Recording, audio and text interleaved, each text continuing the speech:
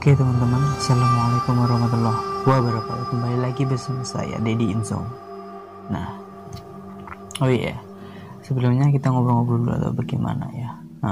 Buat kalian semua yang pengen mengirimkan cerita-cerita horor atau kalian punya pengalaman mistis, horor atau apa, kalian boleh menceritakan kepada saya. Silakan kirim cerita kalian melalui Facebook saya Deddy Inzong, atau kalian juga bisa mengirimkan lewat DM di Instagram ya, Deddy Inzong juga namanya. Dan nanti saya akan tahu linknya di bawah, oke? Di bawah di deskripsi pasti ada linknya. Ya, cerita apalah bahasa kalian. Intinya itu cerita itu yang cerita yang kalian alami atau teman kalian alami, yang penting itu cerita asli, jangan cerita yang macam-macam, cerita yang enggak. Dan pada malam kali ini saya akan menceritakan sebuah kisah horor yang dialami seorang wanita yang bernama Ani. Dia seorang wanita, tepatnya mahasiswi, yang tinggal di kos yang berhantu. Ya, sebelumnya sih memang dia tidak pernah diganggu di sana. Tapi pada suatu hari dia diganggu oleh sosok yang ada luka di belakang kepala. Di belakang kepala sini tertusuk oleh gunting. Penasaran apa yang terjadi? Saksikan saja di channel saya ini. Jangan di skip ya teman-teman, dan dimohon mendengarkannya dengan headset supaya lebih wow. Oke, silakan menyaksikan. Saya akan membacakan ceritanya. Oke teman-teman, saya akan menceritakan ceritanya sekarang juga. Hai Kak, nama saya Ani, nama samaran. Saya punya cerita horor saat saya masih kuliah di tahun 2013 lalu. Saya kuliah di kota Semarang dan saya kos pada saat itu. Saya orangnya itu pendiam atau bahasa gaulnya introvert. Oh, ini seorang yang pendiam ya. Jadi introvert itu tidak terlalu bergaul ya. Dia lebih suka sendiri di dalam rumah atau di mana. Introvert. Bahasa gaulnya adalah introvert. Gitulah, nggak banyak bergaul sama lingkungan sekitar. Bahkan teman yang satu kos sama saya saja, saya tidak mengenalnya. Tidak terlalu mengenal maksudnya. Singkat cerita, pada malam itu jam 10 malam, aku masih mengerjakan tugas kampus. Dan seperti biasa, sambil mendengarkan musik dari laptopku. Dan tiba-tiba, ada yang mengetuk pintu kosku. For information, kosku ini 2 lantai. Dan aku berada di kamar nomor 2 dari gerbang. Dan masih ada 4 kamar setelah kamarku. Dari lantai 2 ada 6 kamar. Tangga menuju lantai 2 itu terbuat dari besi. Jadi kalau ada anak yang kalau ada anak yang naik ke atas, pasti terdengar suaranya. Kembali lagi ke cerita. Pas ada yang mengetuk pintu kosku, aku kaget dan bergumam dalam hati, siapa yang datang malam-malam seperti ini? Kalau temanku, mana mungkin datang semalam ini. Kalau apa mungkin ibu kos mau nagih uang kos bulan ini? Sepertinya tidak. Ini kan malam-malam. Tak lama aku membuka pintu itu, dan ada seorang gadis berambut panjang, pakaiannya seperti piyama, dan mukanya memar lebam seperti itu. Pokoknya penampilannya berantakan. Lalu aku bertanya, siapa ya? Dan ada apa? Dia menyodorkan cangkir dan berkata lirih, "Saya minta air hangat." Lalu aku persilahkan masuk dan menyalakan air panas di dispenserku. Lalu aku mulai berbasa-basi dengannya. "Namanya siapa ya, Mbak?" Saya berkata. "Saya Tari." Ia menjawab dengan suara lirih dan menyeramkan. "Oh, Tari, Mbak tinggal di kamar yang mana?" Lalu saya berkata seperti itu dan dia menjawabnya dengan ekspresi yang datar. "Kamar yang ujung di sana," sambil menunjuk kamar dia. Terus karena saya kehabisan topik, saya bertanya, "Itu kenapa ya Mbak mukanya lebam?" "Ini karena saya dipukul sama pacar saya," jawab si Tari. "Loh, kenapa nggak lapor polisi saja? Saya setidaknya Mbak bisa lapor ke ibu kos supaya tidak terjadi apa-apa." Lalu dia hanya terdiam, dan air panas pun mungkin sudah mendidih. Lalu aku tuang air itu ke dalam cangkir, dan si Tari itu langsung berjalan pergi keluar. Lalu tanpa sengaja aku melihat di belakang kepalanya, di rambutnya ada darah yang cukup banyak. Lalu Tari pergi dan aku menutup pintu. Aku berpikir besok akan kuadukan ke ibu kos supaya tidak terjadi apa-apa. Keesokan harinya, karena saya tidak bertemu ibu kos, saya langsung berangkat kuliah dan belajar seperti biasanya. Dan siangnya saya makan siang bersama teman saya, Ruli namanya. Kita ngobrol-ngobrol dan akhirnya si Ruli itu bertanya padaku, "Nih, apa kamu tinggal di kos di Jalan Anggur nomor 56? Ini alamatnya tidak benar ya, cuman disamarkan alamatnya." Aku menjawab, "Iya Rul, emang kenapa?" Lalu si Ruli bertanya, "Kamu tahu nggak kalau dulu kosmu itu ada pembunuhan seorang gadis?" Sesak nafasku, kaget mendengar itu. Lalu Ruli melanjutkan lagi ceritanya. Dulu di situ ada seorang gadis yang tinggal dan dibunuh oleh pacarnya sendiri. Dia dipukuli di bagian wajah dan di belakang kepalanya ditancapkan gunting sampai si gadis itu meninggal. Seketika aku terdiam dan merinding sekujur tubuhku. Aku merasa takut dan bingung.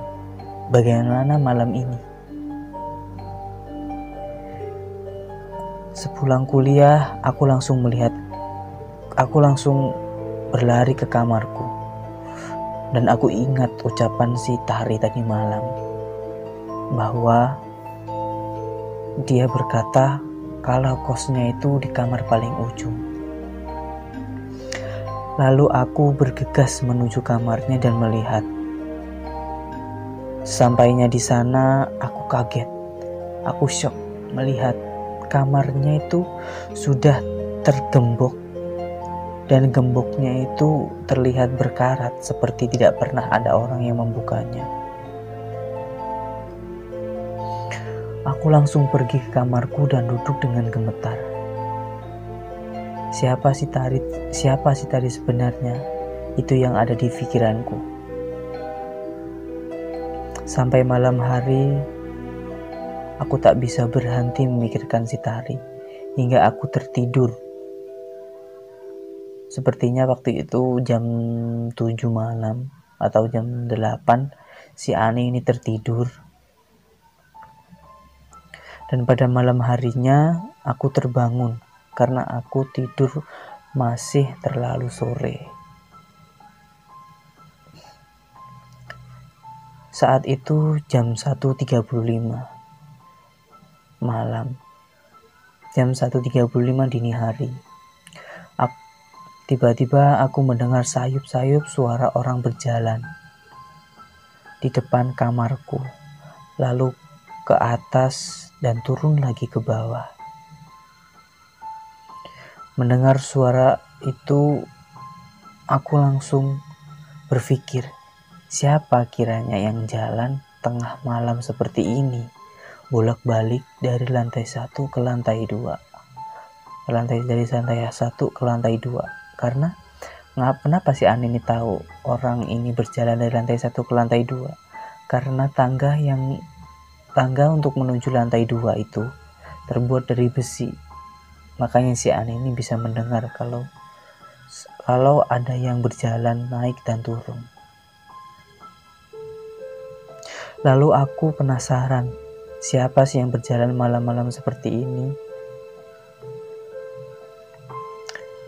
Aku buka, lalu aku berjalan menuju pintu kamarku dan aku melihat ke jendela.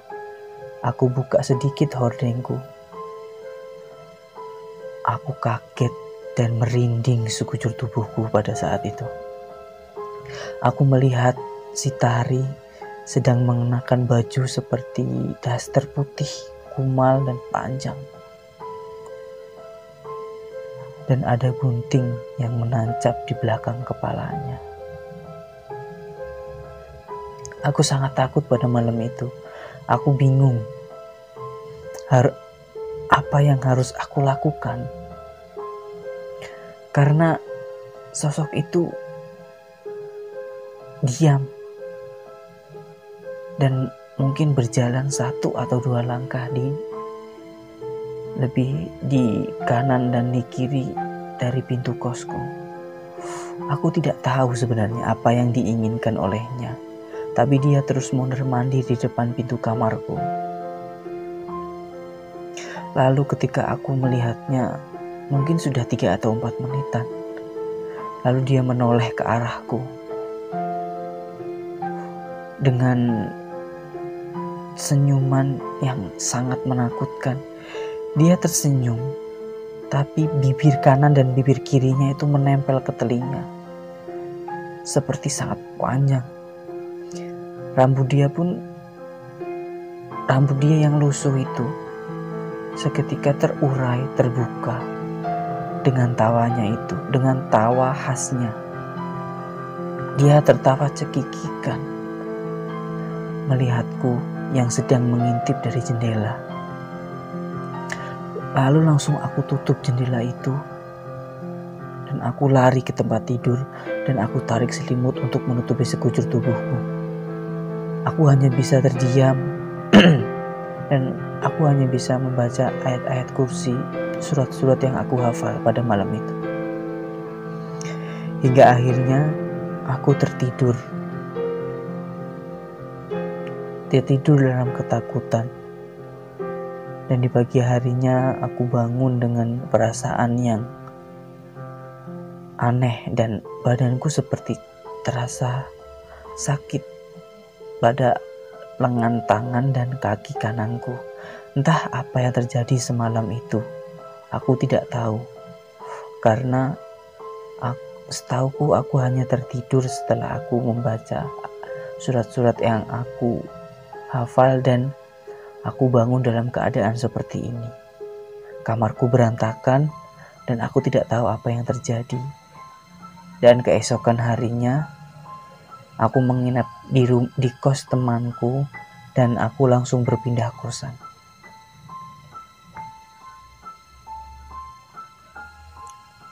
Jadi cerita kali ini tuh menyeramkan sih. Cuman bukan saya sih yang ngalamin. Kalau saya yang ngalamin nggak tahu ini saya. Ya bayang pun bro, dikepung sama makhluk halus. Ya bukan dikepung sih, maksudnya jalan satu-satunya itu ditutup. Ya lu mau keluar nggak mungkin, teriak. Udah nggak karuan pasti perasaannya itu. Tapi keren juga sih kalau kita harinya cantik. Bercanda ya. Memang sih ketika kita ketika kita merasa terancam, kita merasa panik, itu pasti ide-ide di otak kita tuh, atau otak kita tuh berhenti berjalan, dan kita tidak bisa memikirkan apa-apa pada saat itu juga, ya kan ya. Kalian pernah mengalaminya kan, ketika kalian panik atau ketika apa, pasti ada saja yang yang membuat otak kita tidak bisa berpikir. Ya, seperti itulah keadaan, seperti itulah hidup. Kadang ada enaknya, menakutkan. Yang penting, ini gue kasih soal aja ya, ketika lo mau ketemu setan, lo cari timing yang tepat dong. Ya, maksudnya kalau mau ketemu setan tuh jangan di timing ketika lo lagi sakit hati. Itu apes banget itu.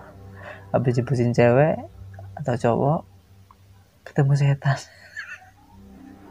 Sumpah lah, itu kejadiannya epic banget pokoknya kalau ada yang ngalamin. Ya, kalau kalian punya cerita-cerita kayak gitu, boleh ceritain ke saya. Kirim ke Instagram saya ya, oke? Kirim ke DM, nanti akan saya ceritakan. Dan kalau nama kalian tidak mau disebut, ya tinggal ditulis saja di DM itu, nggak apa-apa, oke? Oke, sekian dari saya. Kalau kalian ada cerita lain boleh dikirim ya seperti tadi, oke? Assalamualaikum warahmatullahi wabarakatuh.